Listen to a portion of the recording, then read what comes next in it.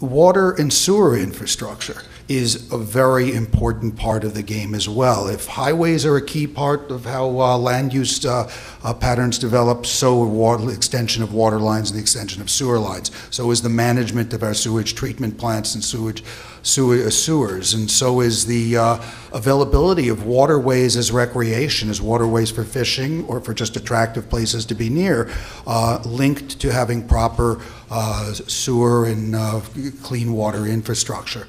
So Matt Millea is someone that I first met back 6-7 years ago when we were both doing something very bipartisan, working for a Republican executive at the time, and since then we both worked for Democratic executives in our government service.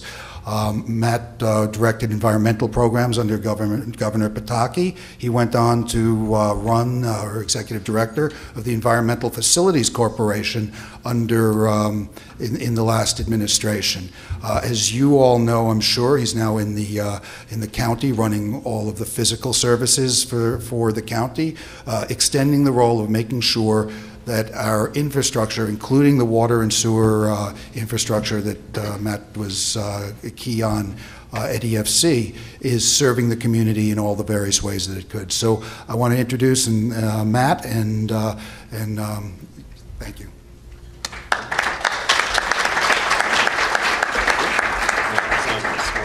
Thank you, Peter. It's always good to see you. We first met when Peter was tasked with a significant challenge on a large parcel of property that Governor Pataki bought for $1 out of his own pocket, which was Governor's Island, which was a major coup at the time, but turned out to be a major bureaucratic headache also. I think the challenges there were significant, but now I know that I believe New York City's now taken over complete ownership of the facility, but that was where Peter and I first met, and we've enjoyed working with one another on important issues like state parks and now smart growth. And when I was with the Environmental Facilities Corporation, I had the opportunity to serve under Paul in the smart growth cabinet. So now I've shifted, and we heard a lot from Paul moments ago about what the state wants communities to do and how we want to drive communities to better thinking. And I used to be a part of that macro big picture process, and now I'm more of a practitioner. And just last year, about a year ago, I had an opportunity that came out of really not expecting it, but I had worked for the Environmental Facilities Corporation for close to 4 years. I was the acting president for 2 years, and I'd worked on implementing the federal stimulus program, where I'd helped many communities think differently about infrastructure. The federal stimulus program was a great opportunity to ask that question of communities, because it gave us grants in the wastewater sector for the first time in almost 20 years. And we had an opportunity to say to communities, how can you do this better? How can you do it differently? And Onondaga County was one of those communities that wanted to do it differently, wanted to do it better, benefited from a stimulus grant. And shortly after that, I was offered a position with Onondaga County Executive Joni Mahoney, and that's where I work today, and I'm having a great time. And to Paul's point, I also have a remarkable portfolio. I have 9 departments that report to me in the position of Deputy County Executive. And that's why I was very excited to take the position with the county executive, because it gave me the opportunity to really embrace all of what we just heard about, because I have the Department of Transportation, drinking water, wastewater, planning, facilities. I lose track of all of them. I have 9. And the Office of the Environment are the key ones. I have some public safety ones as well, but I really hit the jackpot of having the entire toolkit working under me in this responsible way of having all of these department heads now that I can try to synthesize on some of these principles. So it's very exciting. And even better than that, I have a boss who says, have at it. Take some chances. Try some things. She didn't run for office to do things the way they've always been done, which is all I need to know, because we can run with it, and we have some great leadership to do that. And I know you heard from Megan before, who's part of our team in trying to help change that paradigm in government. And I'm very happy to be here today, because I think it's important to not just sit in our community and think about what we're doing and keep it to ourselves. We need to get out and talk about it and dialogue with folks, particularly in our neighboring communities on a regional basis. And I'm really thrilled to be in Bingham today. I didn't bring a PowerPoint. I figured by 2:45 in the afternoon to be PowerPointed out. And one of my former bosses, Judith Enck, had a great line where she said, "Power corrupts, but PowerPoint corrupts absolutely." So I will save you from a PowerPoint. I think Megan shared one of our PowerPoints earlier, and one of the programs I'm going to speak about today is our Save the Rain program, and if you're interested in learning more about that in detail, I have a LinkedIn page where you can find an updated Save the Rain presentation and also our Save the Rain website. But what I was asked to talk about today was an overview of our efforts. I know Megan talked about our planning efforts, so I won't get into that too much. Our challenges, how can smart growth and sustainability improve our fiscal health, which is obviously a priority. Why are the priorities that we have our priorities, and what can we learn from one another? One of the challenges that we're facing in Onondaga County, and I'm sure in Broome County as well, and as many others, is home rule. You've probably heard about that a lot today, so I won't dwell too much on it. We have 19 towns and 15 villages, and every single one of them knows exactly what they need to be doing to make sure that their community prospers, and they know exactly how much money I need to give them to do that. And other than that, they would just prefer I leave them alone. So that's one of our challenges. And another challenge we face in particular in Onondaga County, and I'm not sure if this rings true in Broome County, but one of our key components of the infrastructure issue that Paul spoke about, drinking water, is not necessarily under the control of the county. We have an Onondaga County Water Authority, which for whatever reason, and this goes back to a decision made in the 1960s, was created as a public benefit corporation that the county executive has zero oversight of.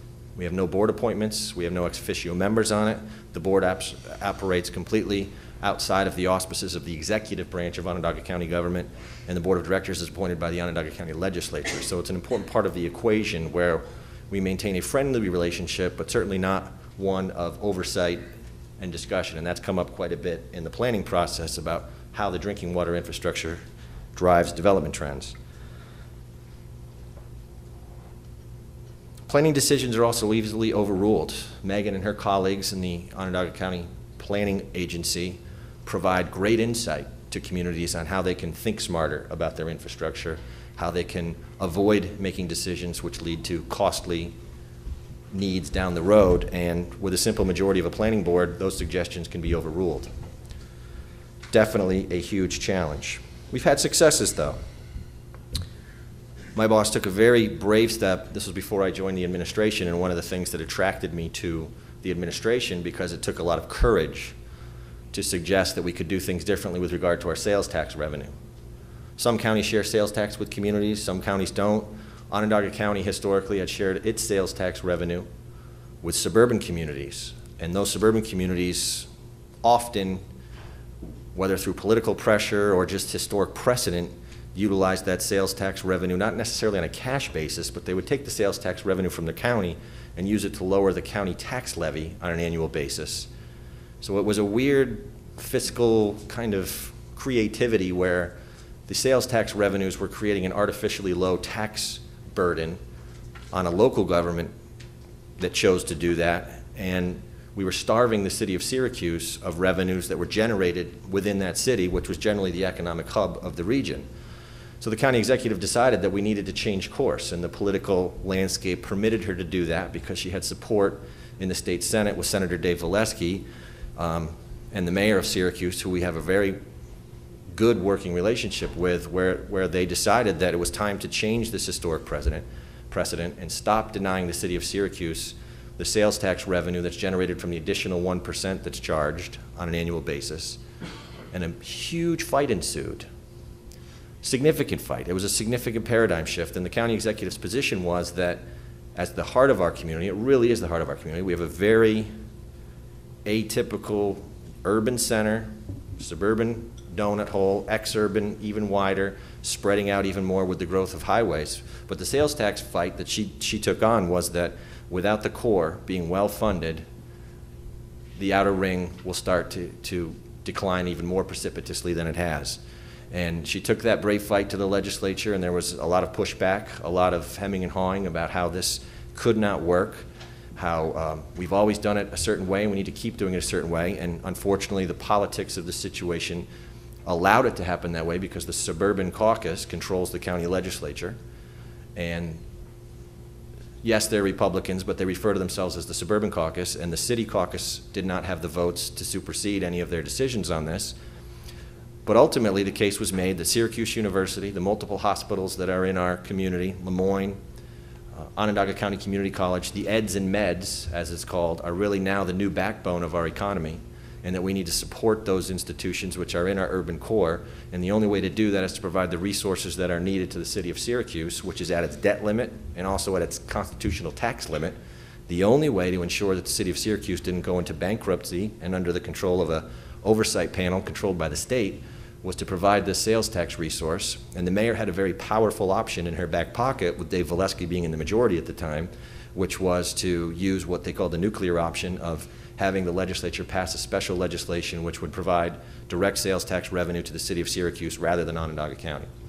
So the stars kind of aligned for this agreement, which now, back to the smart growth issue, is raising lots of great questions at the local level, because one of the arguments the county executive made was, after we do this, not only is it good for Syracuse, but it's good for our communities that rely, particularly villages, that rely on this revenue annually to backstop their budgets. They don't have to make the hard decisions that counties and school districts have to make that are losing revenues. And if you give them $1, they spend $1. But if you're taking the revenues away, it's going to force a new dialogue.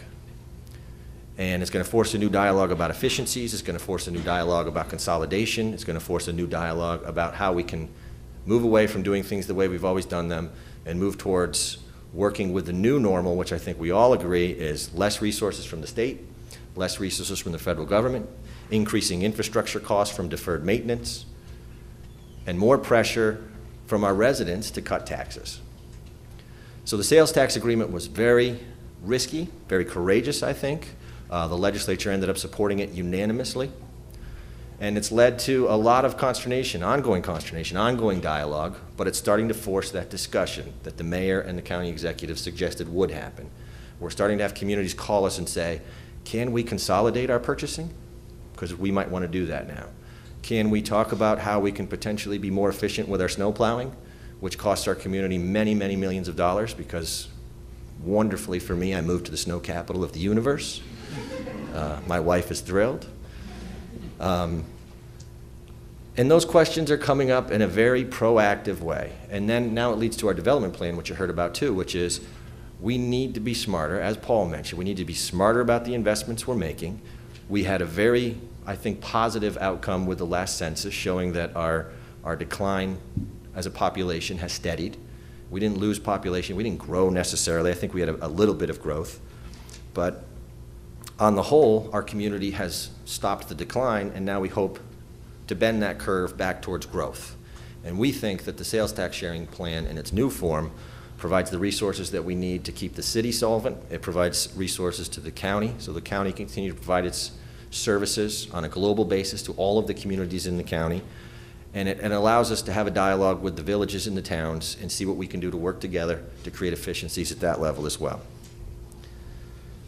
One of the other big successes that we've had at the county level is infrastructure being very important. One of the other monumental moves that the county executive made was to move away from a strategy on dealing with our combined sewer overflows issues, and this speaks to the water, wastewater issues that I worked very much on at the Environmental Facilities Corporation, was to move away from a federal court order which required us to build 4 wastewater treatment plants right in the city of Syracuse and shift to a more balanced approach of using gray and green infrastructure.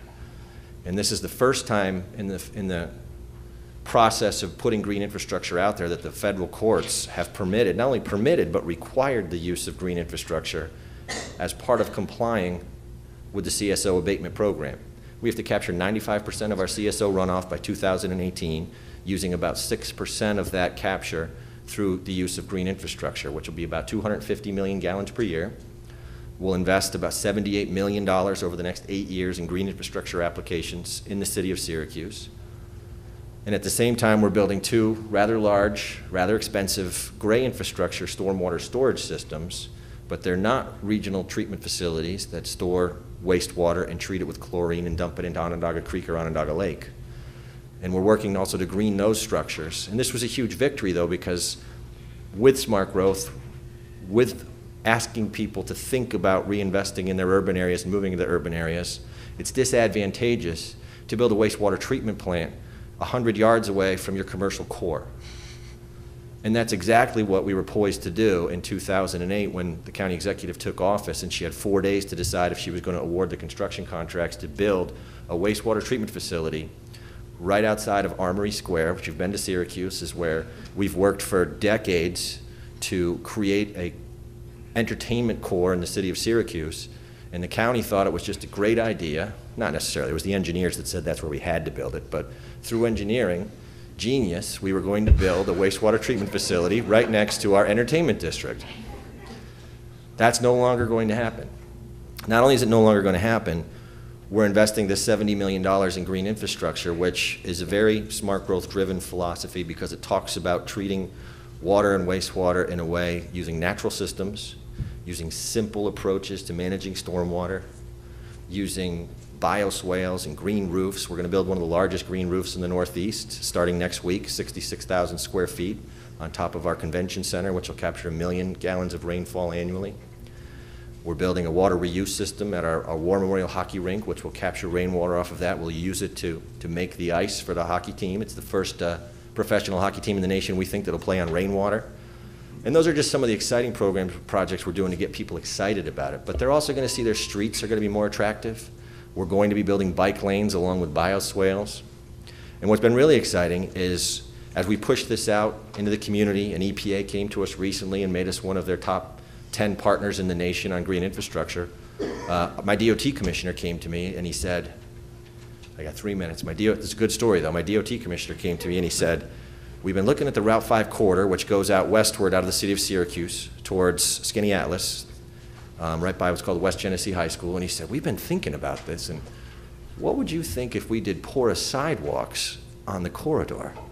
And it was a eureka moment. I'm like, they're getting it. It's sinking in. And I said, yes, that's fantastic.